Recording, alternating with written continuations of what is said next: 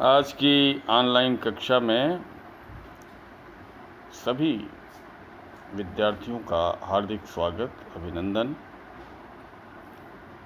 आज हम कविवर बिहारी के दोहों की व्याख्या के क्रम में मैं डॉक्टर चंद्रलोचन त्रिपाठी, प्राचार्य राजकीय कन्या महाविद्यालय बहरोड, आज हम कविवर बिहारी के दो दोहों की व्याख्या प्रस्तुत करूंगा।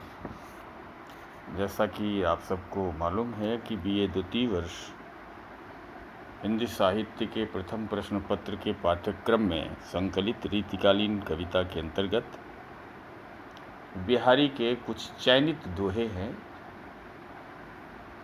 जिनकी व्याख्या के क्रम में आज हमने दो दोहों को चुना है, जिनकी आज हम व्याख्या करने की कोशिश करेंगे।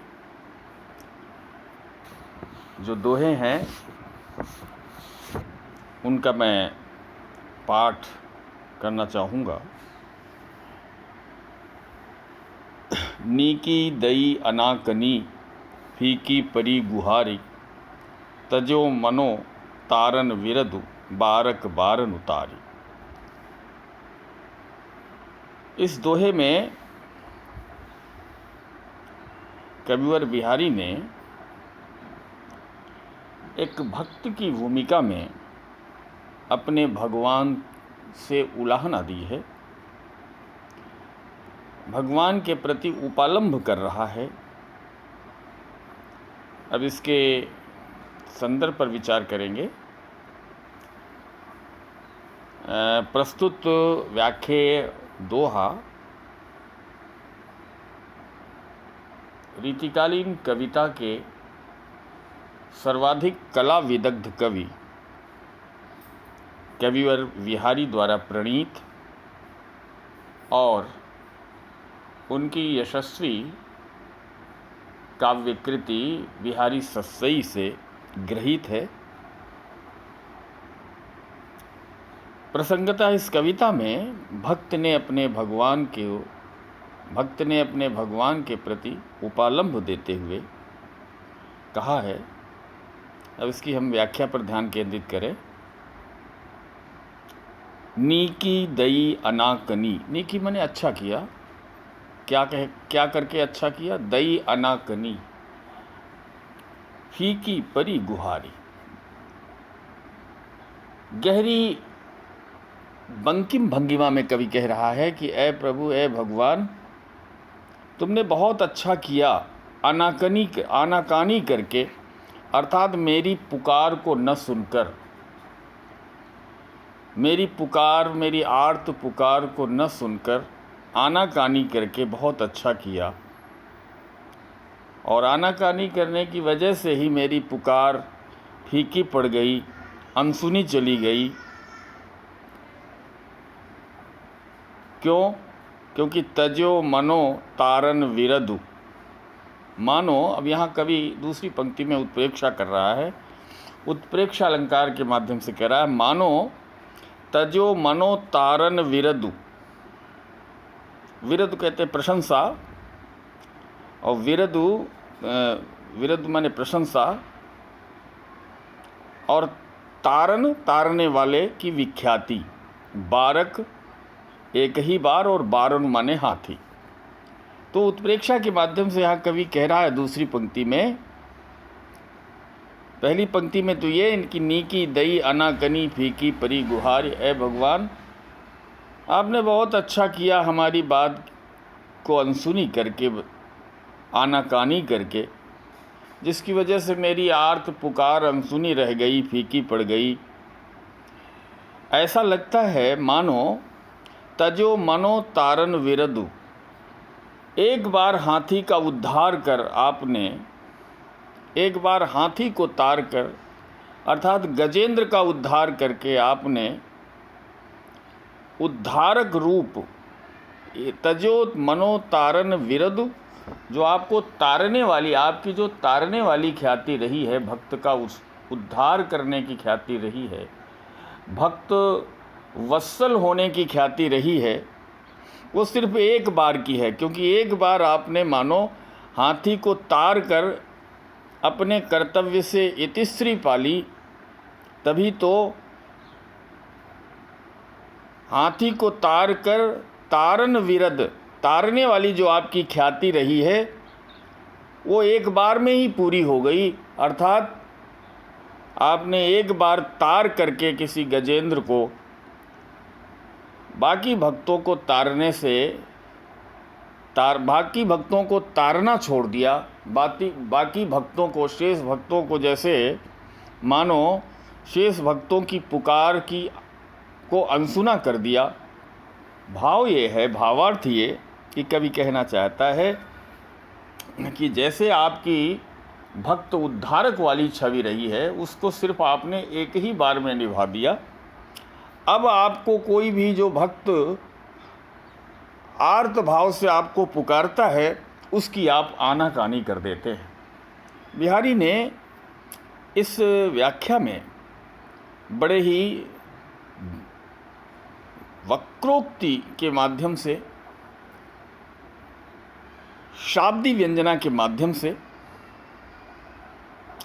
बहुत कम शब्दों में गूढ़ार्थ व्यंजना कर दी है।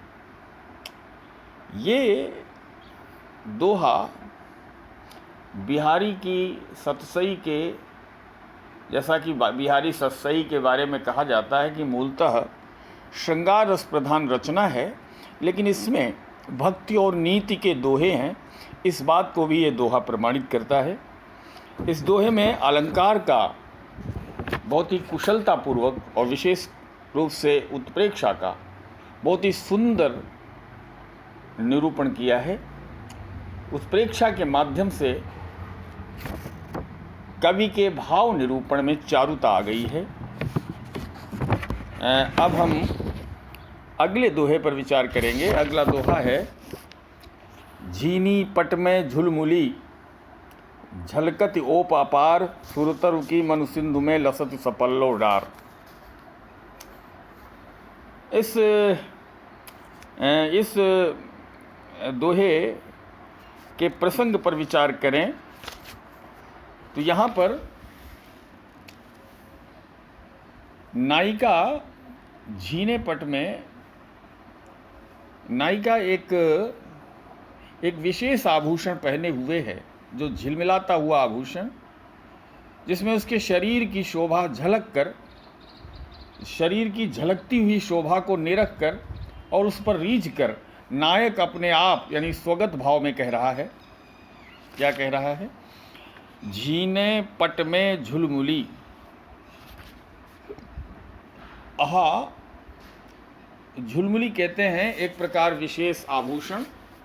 सामान्यतः इसका बहुत सारे लोगों ने, बहुत सारे टीकाकारों ने एक और इसका अर्थ झाला से, कान में पहनने वाले आभूषण से लिया है, तो कुछ इसे उर्वशी आभूषण से भी कुछ इसका संबंध मानते हैं। बहरहाल ये जो आभूषण होता है उसमें जो शरीर की आभा होती है पहनने वाले की, वो कभी झिलमिलाती है और कभी छिप सी जाती है। तो जो सौंदर्य है वो उसका अपार ओप होता है। अब आप इसकी व्याख्या देखें। कवि नायक नायिका के शरीर की झलक पर रीझ कर स्वगत भाव में कह रहा है। आहा, नायिका के सौंदर्य के बारे में कहता है कि झीने पट में झलमिली, झीने पट में झुलमुली। झीने पट में जो झुलमुली है वो अपनी अपार ओप झीने पट से, जिसकी अपार ओप शोभा झीने पट से झलक रही है। यानी झीने पट में फूट कर निकलती हुई नायिका के शरीर की झलक, जो विशेष रूप से उस झुलमुली के झीने पट से छन कर बाहर निकल रही है, वो कैसी प्रतीत हो रही है।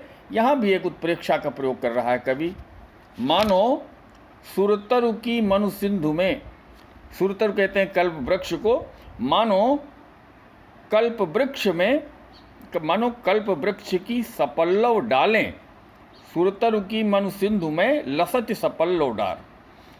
मानो सुरतरु की शाखाएं, कल्प वृक्ष की शाखाएं या कल्प वृक्ष की पल्लव सहित डाल समुद्र में विलास कर रही हो। सपल्लो डार कवि ने इसलिए कहा है कि यहाँ पर नायिका के हाथों, पाँव, होठों और कानों की उपमा पल्लवों से दी गई है। इसलिए उस झिलमिली आभूषण पहने हुए नायिका के झीने पट से, झुलमुली के झीने पट से छनती हुई नायिका के शरीर की झलक पर रीझ कर नायक कह रहा है कि झुलमुली अपार ओप झीने पट में से ऐसे झलकती है मानो कल्प वृक्ष की पल्लव सहित डार समुद्र में खिल रही हो, शोभायमान हो रही हो, विलसित हो रही हो। इस दोहे में भी बिहारी की काव्य कला, विशेष रूप से उत्प्रेक्षा अलंकार के प्रयोग में, विशेष रूप से बिहारी ने उत्प्रेक्षा द्वारा बहुत ही चमत्कारपूर्ण वर्णन किया है नायिका के सौंदर्य का। भाषा की माधुरी बहुत ही भावानुकूल है। इसके अतिरिक्त बिहारी ने इस दोहे में भी, इस दोहे के माध्यम से भी उन्होंने अपनी समासोक्ति पद्धति का सुंदर विनियोग किया है। आप सब ने आज के इन दोनों दोहों की व्याख्याओं को ध्यानपूर्वक सुना। इस सब के लिए बहुत बहुत धन्यवाद।